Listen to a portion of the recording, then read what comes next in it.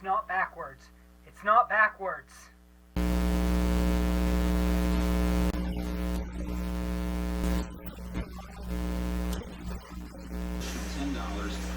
Sucks. Please work.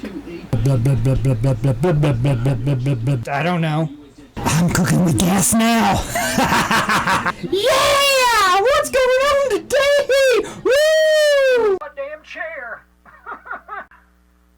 Looking good. La la la la. Ah. Hello. We're working now. Why are you doing that? It's gonna be incredible. La, la, la, la, la, la, la, la. All right. Let's do this.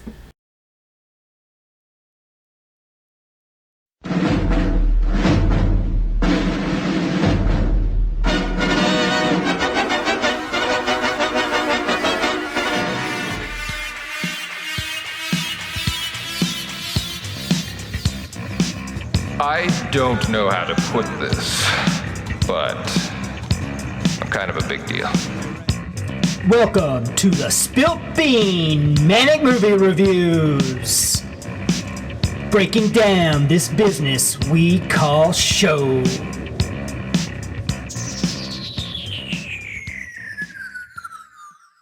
Welcome! Round 2!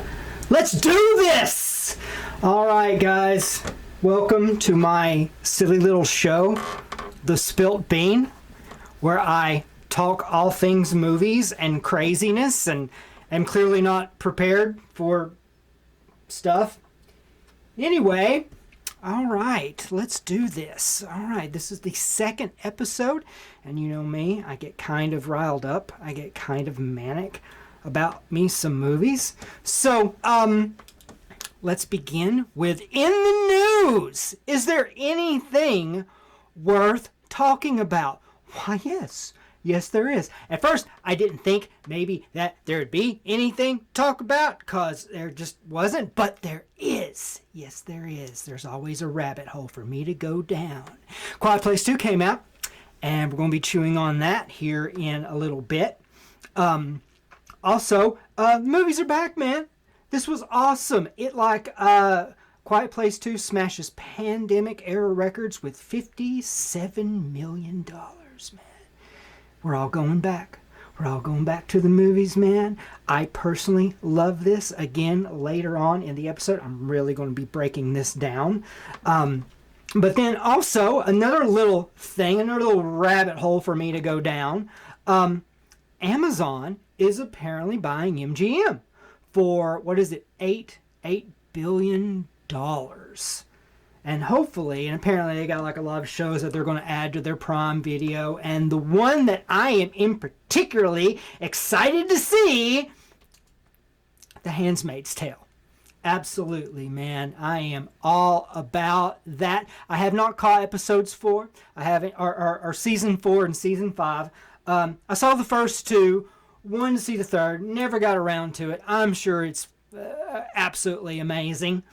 But yeah, hopefully that's coming to Prime Video. We'll just have to see. Margaret Atwood, a brilliant writer. Absolutely phenomenal. And this is a little bit of the rabbit hole I wish to go down on this in particular. Man, she's a sharp lady. I saw a master class with her here a couple years ago, and she was just kind of breaking down how she did stories and how she really fleshed things out. And man, sharp. Absolutely, truly sharp, man. I mean, there's an absolute way that she goes about things. Because let me tell you, she has the ability to put some nuance into her villains.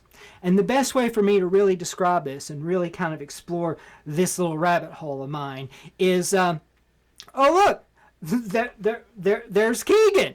Keegan's a bad guy. He's a really bad dude. He just beat the living crap out of Glenn. He killed Glenn. The motherfucker killed Glenn. You son of a bitch. And it's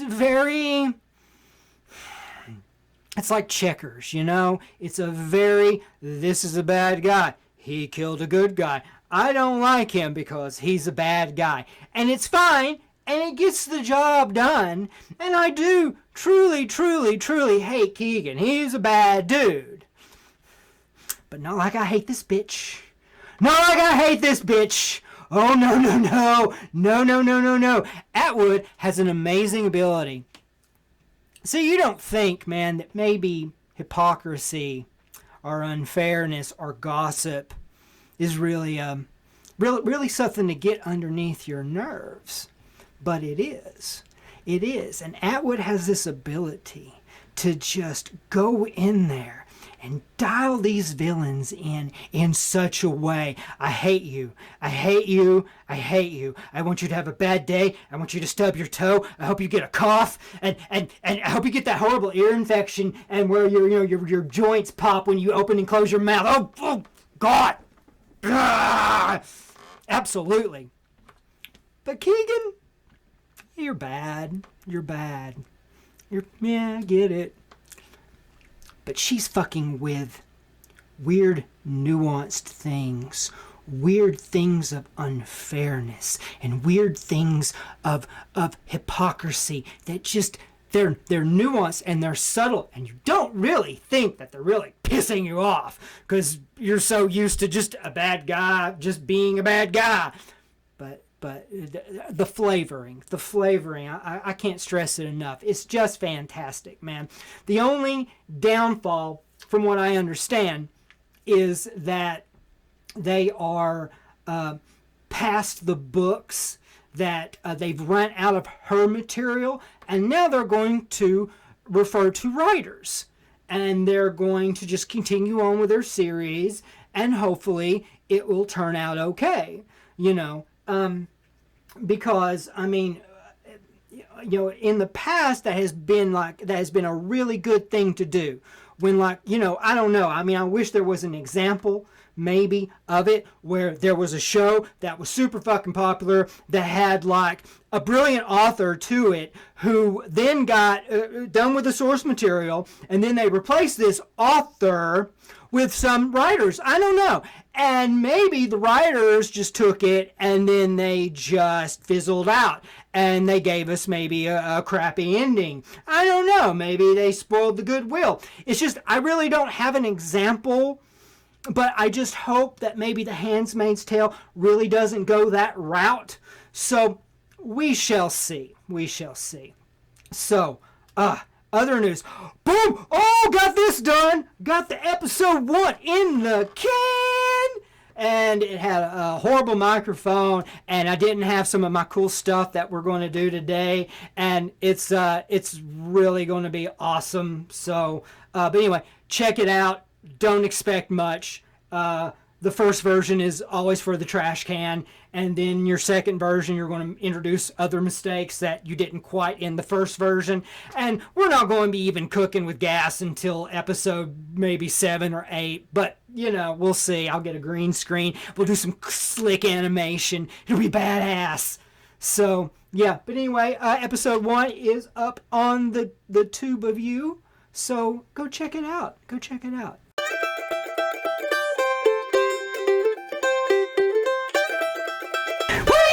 Let's all go down to the trailer park. What's going on this week? Well, let me tell you, buddy. We're going to talk about some Eternals, some Marvel Studios reboot, and we're going to talk about M. Night Shyamalan's old movie where people go to a beach and they just grow old and crap. So let's get to it. All right, this is the new trailer for the Eternals movie. This is Marvel's big reboot of their brand. I've caught a little bit of it. It's definitely this ancient alien vibe. They're returning to Earth, or they're coming to Earth and here to guide mankind. Okay. Decloaking. All right, that's cool. It's beautiful, isn't it? And I admire their ambition. I just don't think these characters are going to connect in the way that Iron Man or Captain America did. I think they're going to get into a hurry. We have watched. Like, I'd make a whole movie out of this. Guided. This whole part. helped them One movie. progress. Don't get in a rush. Don't get Unseen rushed and hurried. And accomplish man, character wonders. development. Character. Let it breathe. Let it breathe. Let it breathe. Throughout the years, we have never interfered. Until I just want to, there's some good actors, man, and I just want to connect with the characters. But I just don't see it. I think that we're going to get into a rush, and I just think they're going to spoil this opportunity.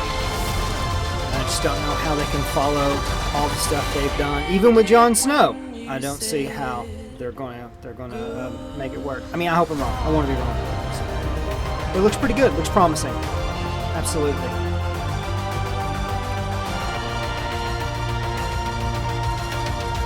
Thank you for this. Oh, you're welcome. So now that Captain Rogers and Iron Man are both gone, who do you think's gonna lead the Avengers? I could lead them.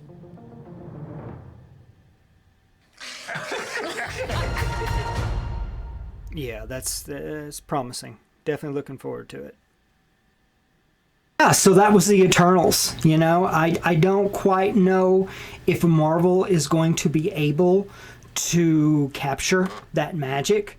You know, I mean, that's the thing about being the winner, man. You know, there's only one place to go but down. You know, and so I hope that they do. I am rooting for them. I just don't know how exactly you're going to be able to capture. And, you know, you're following Iron Man, you're following Captain America, and then you're following this very brilliant thing where you really just, you know, you're gunning for this Avenger movie, and so you just let all your characters grow and develop and breathe. And I mean, that kind of patience, I just don't think you're going to have it a second time around. I just don't. I hope I'm wrong. I'm okay. Opening day, I'm going to be there, and I'm rooting for them. And I want to see something good, and I want to see something moving, and I want to see something that really, really inspires me. And I hope that's it. I really, really do.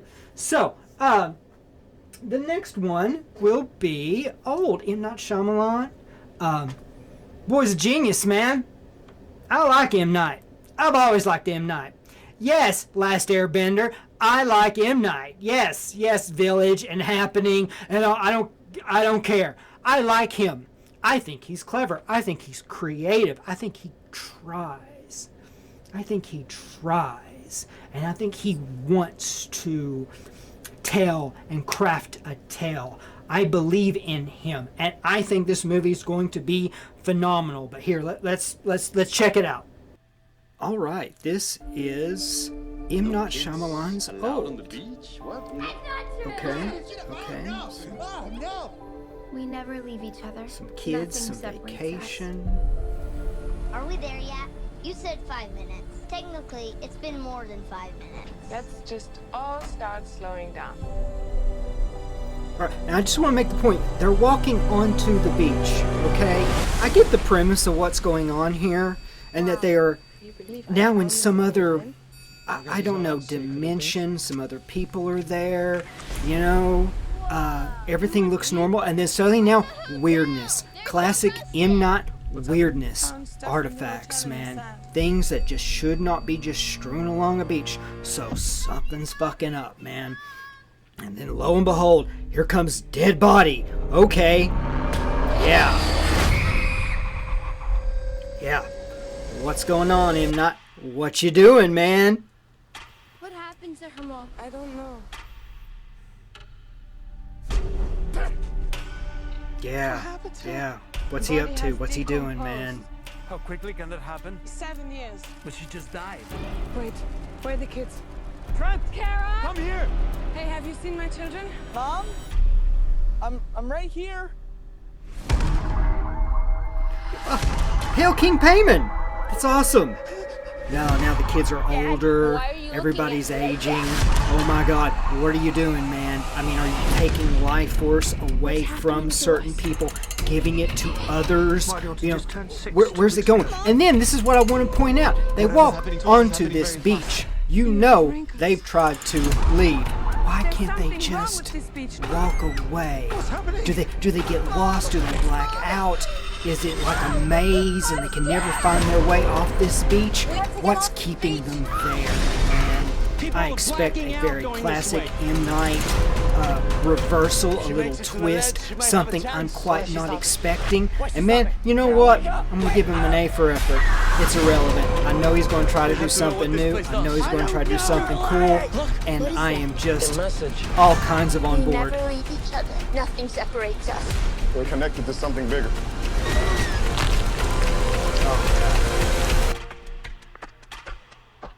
Oh no. Oh, where's he going with Here this? for a reason.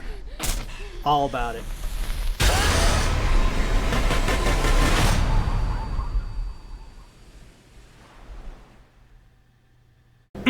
Sign me up! I am on board. I am on board with that. Absolutely. You know, just hoping that it's entertaining and it's a clever twist. He's going to do fine. I think he absolutely is a phenomenal director. I think he is creative. And I think he's going to try to do something new. And that's what I want, man. That's absolutely what I want. I am all on board, and I cannot wait, you know. Real quick note, I could put other trailers in here, but my problem is that I feel like I'm going to run out of talking about stuff because you can't come out with, you know, 5 movies a week. So just kind of pacing myself and everything. Big Chew. And what this is I've seen the movie, I've got my gut reaction, but man, you know, I really want to flesh it out more. I really want to chew on the story, see where it goes. I've got my cute little dog. Do not count on that staying because I wanted to use a zombie so bad. Nom, nom, nom, nom. So this week's Big Chew, Dream Horse with Toni Collette, Damian Lewis. Toni Collette is from Hereditary, or as I like to refer to her as the robbery victim. The robbery of what? Oh, one of these. One of these. Have you even seen Hereditary? Have you even seen... Man, let me tell you. No one that I have seen has sold fear the way that she sells fear in that movie. I think it is absolutely brilliant. I think it is unbelievably overlooked by her. I think it is an exceptional performance, okay? So we're going to break down this movie about horse racing and stuff. And on top of it, I get to introduce for the first time ever on the Spilt Bean, the woo-woo alert. Boop, boop, boop, boop. The woo-woo alert. This is where I have chewed on a story, and now I'm going to get a little bit woo-woo, man. And really, let me just break this down to you. Let me sit up. And let me break this down to you.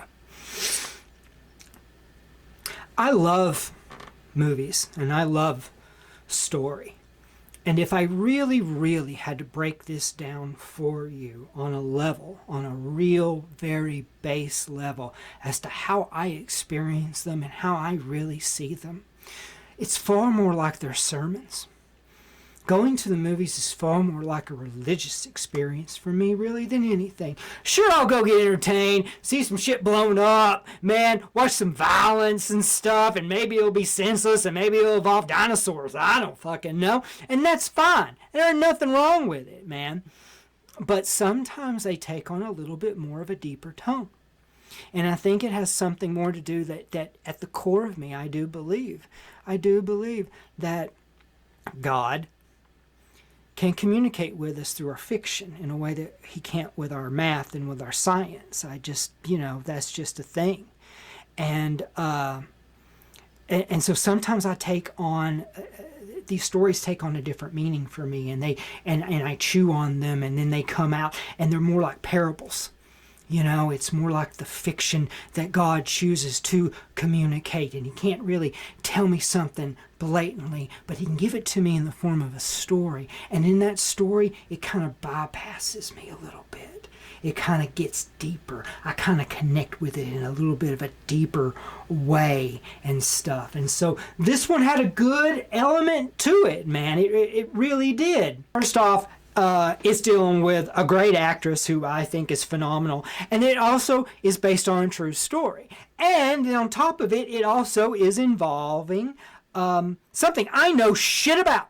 I don't know nothing about horse racing. I don't know how you do it. I don't know what's all involved. I don't know odds, something or other. There's hats, Kentucky Derby. I don't know shit. So for me, there's this like a gut feeling that maybe there's something in here that I need to see.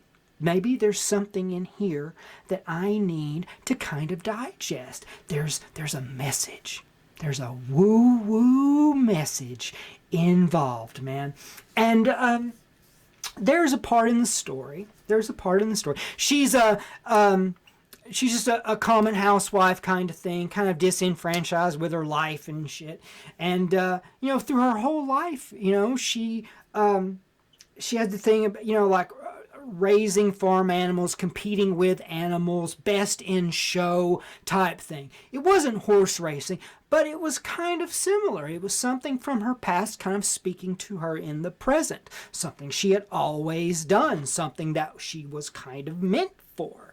And I really dug that. I really thought that was nice and everything. And not that that's really the woo-woo part, but it just does connect with me a little bit, you know. And but there is this beautiful part in the middle of the movie where she's having this conversation with the horse. Conversation with the horse, man. Ain't nothing fucking magical about that shit, right? So she's having this conversation with the horse. And she tells the horse, and she's stroking his face and everything. And I mean, it's a real tender moment, man. You know, and it's fine. And she tells the horse, Dream, she tells the horse that she is really just a bunch of roles. And that she is really, you know, Doug's wife and Chelsea's mom. I'm sure I'm getting that wrong, but she's the wife and she's the mother and she's the worker and she's this and she's these roles that she plays, you know. She's never really her. She doesn't belong to herself. And she tells Dream, the horse, she says, but when I see you race, I'm Jan. And I like that, man. I like that you can kind of, because I think you can kind of feel that. And that's really what everybody's deal is, you know. We're all kind of seeking this authenticity of ourselves, of who we really are at the core of us, you know. And it relates, man. It relates to this. When I do this, when I talk about these stories and let them play in my mind in this manic fucking way that they do, and that they've always done. I've never started this. I don't know what you're talking about. First movie I ever saw, first movie experience of my life was 4 years old and Superman with Grandma. And I loved it. And I sat there and I soaked it all up. And from then, it's just been this thing. It's just been this thing that I gravitate to. And when I do it, I'm Jerry. It's what I am. It's what I do. I get excited. I love telling the tale. I love giving the story. I enjoy it. It is bliss. And I don't mean bliss in happy sense, because it's a Joseph Campbell kind of reference. You should look it up. But it's not bliss in happiness. Happiness occurs, yes. Bliss is the thing that you cannot not do. You cannot not do. There's no way you're going to come to me and we're going to talk about a movie. My eyes are not going to light up and I'm going to act like a... No, I'm always going to be that way. It's always going to happen. It's just that way. And, you know, so I loved it. You're watching the movie and you're always like, hey, where's the tragedy? Where's the turn? And sure enough, of course, it's based on a true story. There's tragedy. Oh, yes. So, and that's fine. And then, of course, you have to have that reversal. And ultimately, of course, you win this great thing, with the hero's journey of a horse, essentially. So, and I loved it. And I love the ending. I love respect. I love respect in movies. It goes back to, hey, episode 1, the whole sequel part. Got to have respect, man. And they do this great scene at the end where it's like this karaoke bar song.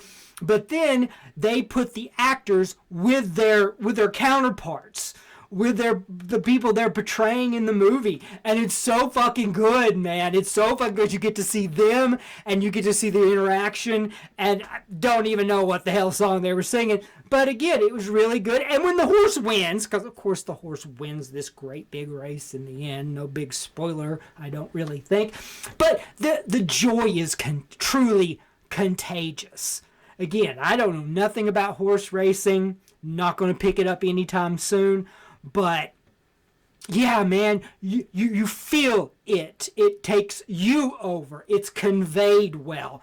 So, for that reason, it's getting the 4 beans. It's getting the 4 beans, man. It's a good fucking movie, man. And again, has a little bit of woo-woo. Has a little bit of woo-woo in it. If that's just your cup of tea, it's my cup of tea, but some people like whiskey. So, anyway, that is the review of Dream Horse. Up next,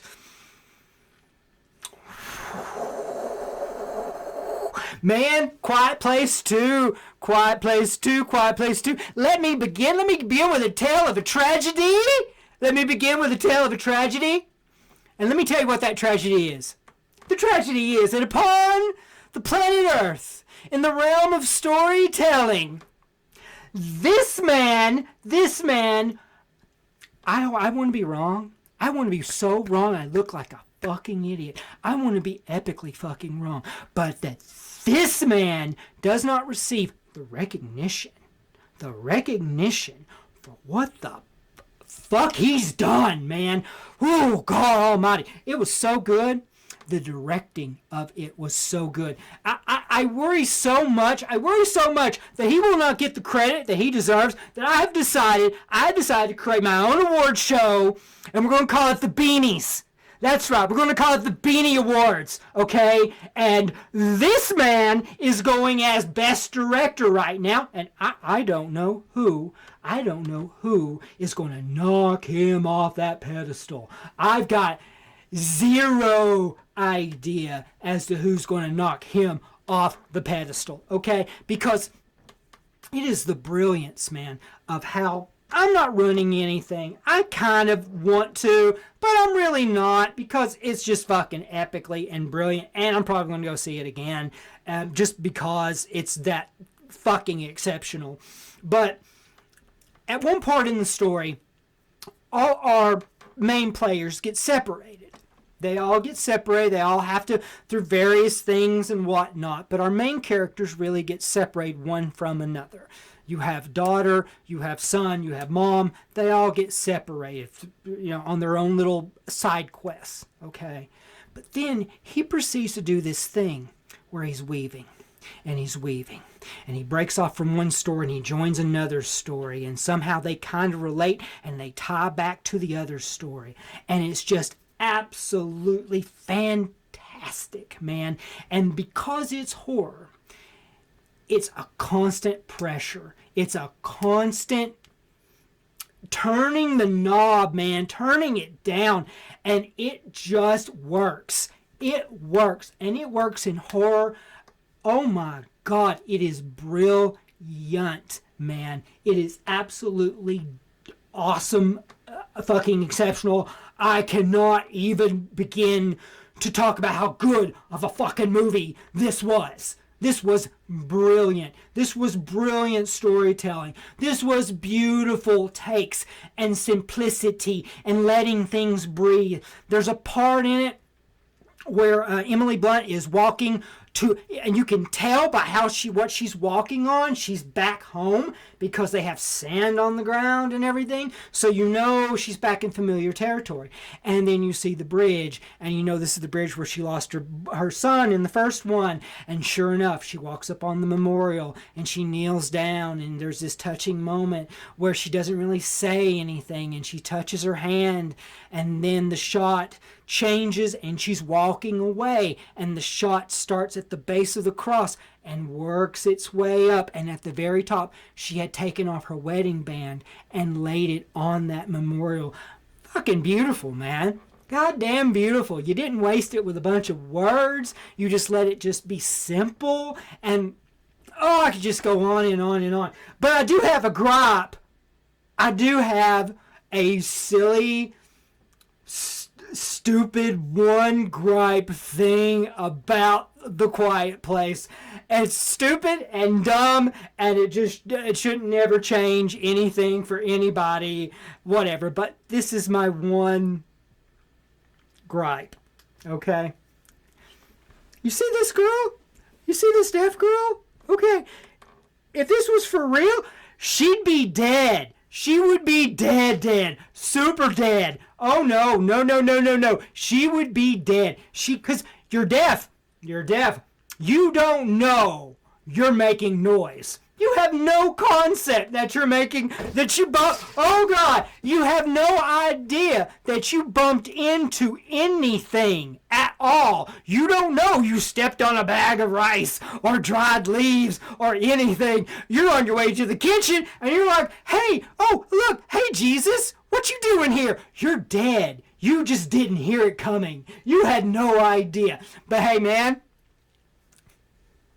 okay, I can go fuck myself because that shit, Quiet Place 2 is amazing. The whole thing. He can make 12 gripes and all. I'm going to go see every one of them. I'm going to give every one of them. Man, hey, if you didn't know by now, I'm just going to tell you that's some five beans shit right there, man. That is exceptional. That is a masterclass on storytelling. Oh, I'm dying down. All right, let's move on. Big sequel. What's coming up next week? What's the next big thing? I'm probably going to flesh this out a lot more. Maybe there's some news I want to talk about, or maybe there's something that I really want to dive into. But this week, it's Cruella. It's absolutely Cruella. I could have seen that last week, but I kind of want to pace my reviews out because I think some weeks I'm going to be kind of dead, and I don't want to have to go see, Tom and Jerry or something other stupid thing. Yeah, so I was like, all right, I could go see Cruella this week, but let me just kind of pace it out. Let me go see it this week, and sure, other people have seen. I've avoided all the reviews. I've avoided all the talk about it. It's awesome. I don't care because I love Emma Stone. I think she is fantastic. I think she is absolutely top notch. I love her. I am absolutely a fan. I don't care. If they spoil the story, it's their fault because she's fucking incredible. And that's just my gist on the whole thing. I love her look in this. I think it's probably a part that she is just absolutely perfectly suited for. And I can just see it. I can see it kind of like this campy, edgy, dry kind of humor, and I just think that really, really works. So next week we're going to be reviewing Cruella. Other thoughts, I might go give Nomadland a second chance. Look at my face. No, and maybe Minari. Her Good Things. I want to see, who really should have been the Best Picture winner. It was not Nomadland, but maybe I'm stupid and I just don't get it. And so, maybe we'll go back. We'll dial that in again. Or maybe not. But, yeah. Woo! That is it. That is it for this week's Spilt Bean. We're going to stay tuned. Subscribe if that's a thing. If that's something, I don't know, that you're into. You want to see me get a little bit more crazy about some shit. Anyway, So yeah, man, thanks for watching. I hope this went as smooth as maybe. I don't know. I did a few takes. We'll just have to find out. But anyway, thank you guys, and take care. See you later. What does that do? Did that blow your mind? That just happened.